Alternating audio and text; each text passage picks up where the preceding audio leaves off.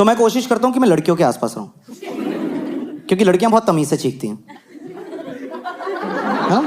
नहीं, कुछ तो चीखती नहीं, वापस अंदर ले जाती हैं, ये रोक लेती हैं, कुछ पावर्स होती हैं इनमें यार। मेरी एक फ्रेंड है, उसको छींक आती है, वो जोन में ही चली जाती है। 1 सेकेंड,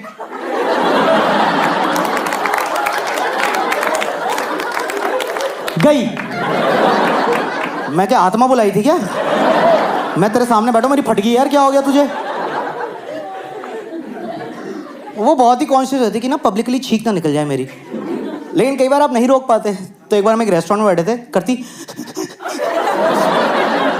मैं क्या हो गया, करी, मैं खुल के चीख, फेफड़े फट जाएंगे तेरे। ये आंखों के डेले बाहर आ जाते हैं भाई छींक रोकने से। और वो इसमें भी एम्बैरेस हो गई है, sorry, oh God, oh father, I have sinned.